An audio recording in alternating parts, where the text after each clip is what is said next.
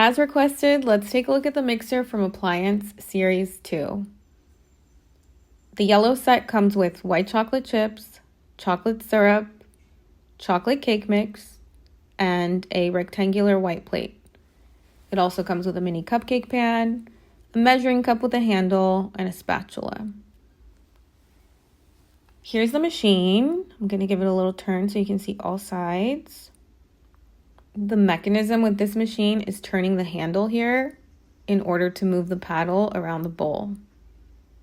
There's a better look. The little button on the side is for raising and lowering the paddle. And believe it or not, you can remove the paddle.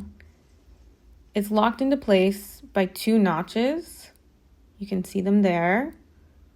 So when you put it back, make sure that you give it a good turn and lock it back into place. The cute yellow speckled bowl works the same way. So turn it to lock and unlock it. All right, let's start with our dry ingredients. Here we have the cake mix and the measuring cup. The measuring cup is marked for dry ingredients and wet ingredients. Right now we'll be using the fill line for dry ingredients. The packaging is so precious. It has the recipe on there, the nutrition facts, and I really enjoy their sense of humor with the nutrition facts. Yes, our cake mix is pink.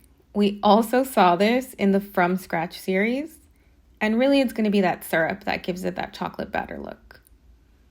Pour it into your measuring cup. I like to give it a little tap in order to level it out. Let's raise the paddle on the machine and pour it into the mixing bowl. Next, we have the wet ingredients. There's the fill line for wet ingredients. Be careful opening the syrup. It's not like resin, definitely more watery. So take your time. Worst case scenario, I bet you could just pour it back. All right, let's add that into our mixing bowl. And then we'll lower our paddle. And mix, mix, mix.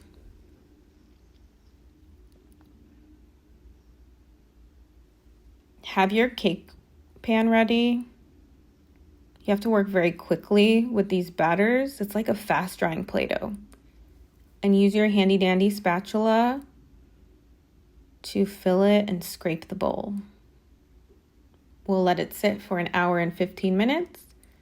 And it puffs up beautifully like real cupcakes. Here's one. You can see how squishy it is. Adorable.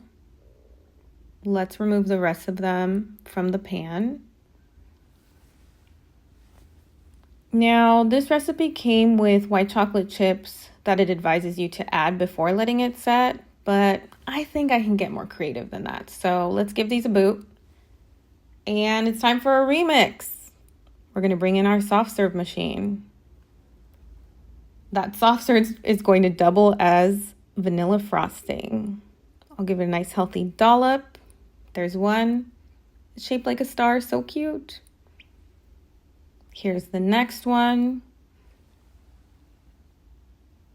And what I did here was make flower petals using resin on a spoon.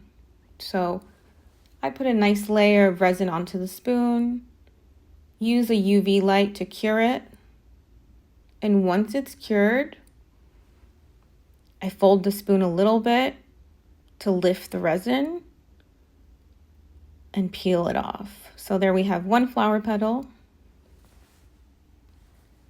I'll add them to the frosting. You see 4 here, but I ended up adding a 5th.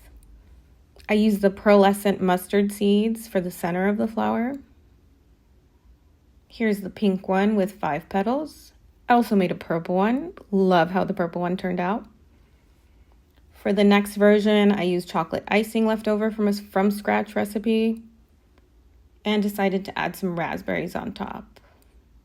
I thought that gave it a beautiful pop of color. That spin was on accident, but it looked cool, so I kept it.